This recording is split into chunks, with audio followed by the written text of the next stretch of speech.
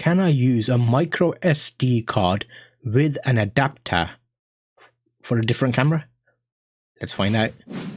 Hello and welcome to the show. I basically do a number of different tests and play about with loads of different things to see what works and what doesn't work. Today I'm looking at memory cards. So micro SD cards are something interesting that you can pick up. If I bring you to this view here, I've got a couple of cards here that I've been testing. So what we want to do is get one card that we can use everywhere, or have multiple cards that can easily be used in multiple places. So for example, let me just turn this camera off. I have a micro SD card just here. There's one type that's only 4 gig. Here's another one at 128 gigabytes. Can you zoom in on that or even focus? Okay, there we go. So that is a card. I can buy a couple of these cards, but what happens when you put them into an adapter? Does it reduce the speed? Is it as reliable? Is it a good decision to make? Because technically speaking, I use a different card. I'm trying to look for my SD cards, which I can't find at the moment. But I have an SD card holder with multiple cards in, and I use different types. However, for the DSLR camera, we use a SD card like this size. But what is the difference of using a small card in an adapter for the other purpose? Because technically that can be used in a mobile phone. It can be used in a webcam, action camera. You can adjust it so you can put it into another adapter like this and then use it in a DSLR camera. So what I'll do is I'll do a bit of testing on the speed of this and see, does it make a difference if it's within an adapter or not? Because when I did some testing on it, it actually didn't make any difference at all, which is a good thing. Because if you're using one type of card, you can use it in different devices. And then you don't have to buy different size cards, because technically there you've got two sides of cards, which would have been two separate purchases. So like a micro SD there, and then you would have had to buy an SD. So does it work out? Should you do it? Can I use one? You can use it. It will work, but we'll do some longer term testing, and I'll do an actual screenshot of my screen to show you what the difference is and speed wise. So watch out for that bit coming next. To support this video, I've got a link in the description to my mailing list.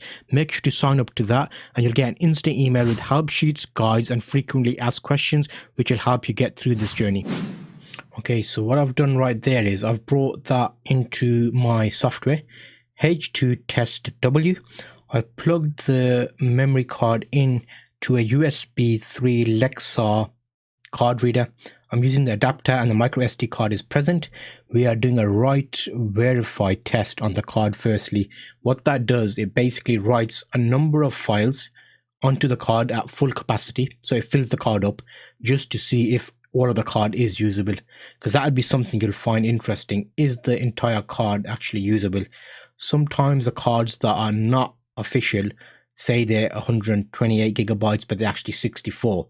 Because they format them in a way that shows the bigger number, but actually it's not. So you want to keep an eye on that. I did a series about fake memory cards, so you want to make sure to check that out. But in this one, we're basically just looking at what the results will be from our test. So let that test finish and we'll bring those back and see what the actual write speeds are.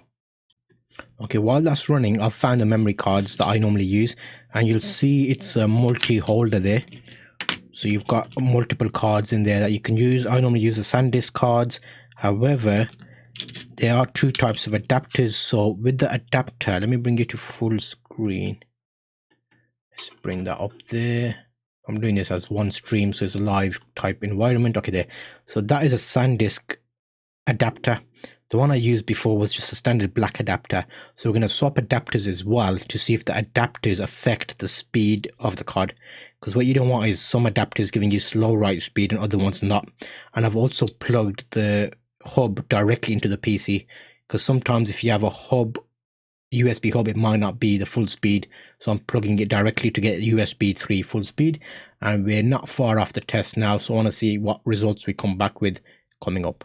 Okay, so you can see right now it's writ and verified the data, and what that shows us is 1000 megabits and 3 minutes 21 to write them, which is about 49.6 megabytes a second. So they're advertising 100 megabytes a second, but that might be the reading bit, because what will happen is it reads at a certain speed and it writes at another speed. So 49 megabytes a second is not bad. Reading, I'm getting 83.6 megabytes a second. So that was on the first adapter, which I will do OK to. So that's recorded, so I can come back to that. Now I'll change the adapter. So right now, that was the adapter, SanDisk Black. I'll take that out. I'll use the SanDisk Red just to see if it makes a difference. I'll format the card and then do that again. So let's format, start. Okay, it'll delete everything. Good, format complete. Okay, close. And then let's do the same thing again. Select target. It's going to be the L drive. Okay, 1000, write and verify. Okay, yes. So I'll let that run. We'll see what the speed difference is, and that'll give us an idea of what the card performs like in an adapter. And then I'll do one without an adapter and see what that speed is. Okay, that's interesting. So we've done a test now with the second card. Not much of a difference, but writing 41 megabytes a second and verifying, which is reading it, 84 megabytes a second. Slight difference there. I'll put the numbers up on screen so we can see and do a proper comparison. Next, I'm going to put the micro SD into my mobile phone and get an app that we can test it with. So what that will do is we'll be able to ensure that the actual speed of the card itself without an adapter, and see what that is. So let's check that last bit out now. Okay, so now let's take the memory card out, micro SD, and let's see what happens when we put it directly into the phone. If I can find a little tray, just make sure. Okay, so I already have a SanDisk in there, which we'll get rid of. Put this one in. I've already formatted it so it's totally clean. Let's see what we can do. So I want to format test it, so I'm going to need an app. So we're looking at something like Play Store. Let me zoom you in so I have to do a separate screen share video. Okay, memory card speed test, CPDT benchmark, install it, and let's see what this last element of this journey says now. So basically the element here is an adapter going to slow down the speed of your card. We're going to find out very shortly. So start a test, or see more. Start a test. Test 1 of 5. Okay.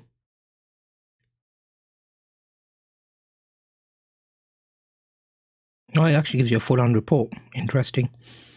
So let me let that run and I'll bring you back with the results in a tad.